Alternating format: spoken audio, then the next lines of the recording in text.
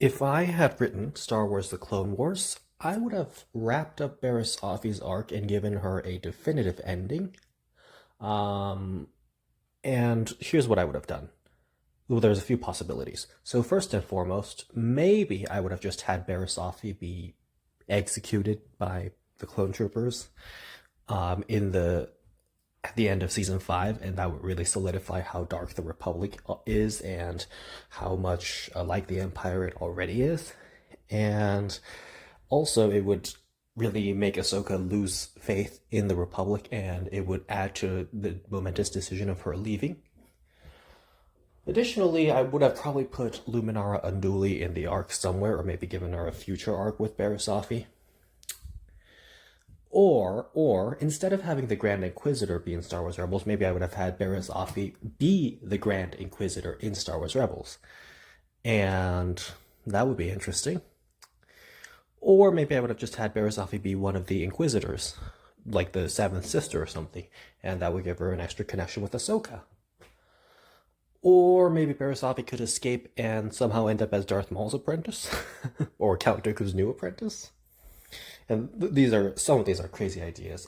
Although I think the execution of Barriss Offee would not be a crazy idea. It would be very rational in terms of the plot, not in terms of real rationale, because that would be a horrible thing to do. But just that's just what I'm saying. In terms of plot, it would be pretty dark and intense. Alternatively, Barriss Offee could still be an Inquisitor, but maybe she was the Inquisitor who went to hunt down Darth Maul, and Darth Maul ended up killing Barriss Offee and taking her Inquisitor lightsaber, and that's how Darth Maul got his Inquisitor double-bladed lightsaber. You know, the lightsaber that he's using in Star Wars Rebels is a broken Inquisitor lightsaber, so it's presumed that he killed an Inquisitor at some point and took the lightsaber. So if that Inquisitor were Barriss Offee, that would be a definitive end to her story arc. Now, I don't really like the idea of Barriss Offee being an Inquisitor, because then Darth Vader would be dealing with her, and Darth Vader would obviously hate Barriss Offee. Even though he's no longer Anakin Skywalker, he would still resent Barriss Offee for what she did. So, I don't love the idea of Barriss being an Inquisitor, but if she were, I would want her to die in the early stages of the Empire and maybe not have much interaction with Darth Vader, so she just goes down and dies quickly. And of course, Barriss Offee could also, if she were an Inquisitor, she could be killed by Oppa Rancisis or Coleman Kaj, because we know Oppa Rancisis and Coleman Kaj are still out there, so they would be more than a match for her. Now, another interesting thing we could do is, what if Barriss Offee was the Inquisitor who captured Luminara Unduli? So Barriss Offee was an Inquisitor, and she was out there, and she came across Luminara Unduli and captured her and brought her to Stygian Prime, where Luminara Unduli was tortured and eventually killed and stuffed and turned into a mummy. And of course, Luminara Unduli's corpse mummy was used to lure many Jedi to their deaths. So, yes, maybe Barriss Offee is the one who brought Luminara in.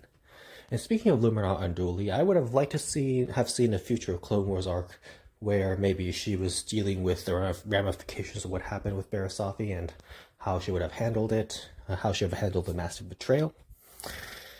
And speaking of betrayals, would have wanted to see something between Asajj Ventress and Barriss Offee. So, what I mean is, if I had written Dark Disciple, I would not have used Quinlan Vos. No, I would have not put Quinlan Vos in the Clone Wars at all. I would have actually just left him in Legends completely. And what I would have done is, I would have had the Jedi Council take a reckless and dangerous step, like they always do.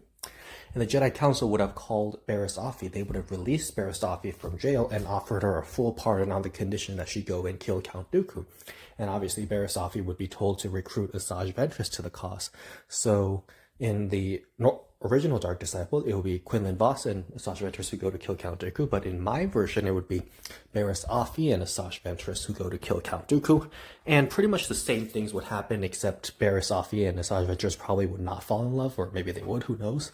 But and this would really add to it, because Asajj Ventress already has a sort of a connection to Barriss Offee because Barriss Offee knocked out Asajj Ventress, took her lightsabers, and tried to frame her as well as Ahsoka for the Jedi Temple bombing. So yeah, Barriss Offee tried to frame Ahsoka Tano and Asajj Ventress for the Jedi Temple bombing. So Asajj Ventress would not really be willing to trust Barriss Offee at first, but after working with her, they might realize they have some things in common and become closer. And of course, that would go out through the Dark Disciple arc. So I would have that happen, and I would have Luminara Unduli be involved in the Dark Disciple arc as well, and she would deal with Barriss as well. And maybe Luminara Unduli and Shakti can go and try to rescue Barriss when she's captured by Count Dooku and turned to the dark side completely. And Barriss Offee briefly becomes Count Dooku's apprentice or something. And then eventually, at the end of Dark Disciple, I would not kill Asajj Ventress. No, I would have Count Dooku shoot lightning at Asajj Ventress and try to kill her, but Barriss Offee would save Asajj Ventress' life, and Barriss Offee would end up dying at the hands of Count Dooku, and that would be a definitive and conclusive end to Barriss Offee's story arc, and that would be somewhat of a redemption for what she did. And of course, Asajj Ventress would be devastated, and maybe she would finally have a chance to kill Count Dooku, but she would choose to spare Count Dooku, and Asajj Ventress would have learned her lesson from revenge and all that, because Asajj Ventress learned her lessons in the end of Dark Disciple, but it's like she just died right after learning the lesson, so like, what's the point of that? So I would have Barriss Offee die instead, and I would have Asajj Ventress be the one who survives and goes on to live. Maybe have her in some sort of post Rise of Skywalker story arc, or maybe put her in The Mandalorian, or maybe put her in Star Wars Rebels or somewhere. And Asajj Ventress would get a nice, happy ending, while Barriss Offee would die in Dark Disciple, but she would still have redeemed herself. And I know that it's kind of unrealistic that the Jedi Council would ever free Barriss Offee from prison and ever do that, but let's just say they were really desperate and wanted to take a drastic measure. They figured, hey, we already have a criminal here, why don't we just make her, like, Barriss Offee has already killed many people, why don't we just make her kill more people? So it just sounds like something crazy thing the Jedi Council might do. So there you have it. A million ways I would have concluded Barriss Offee's arc.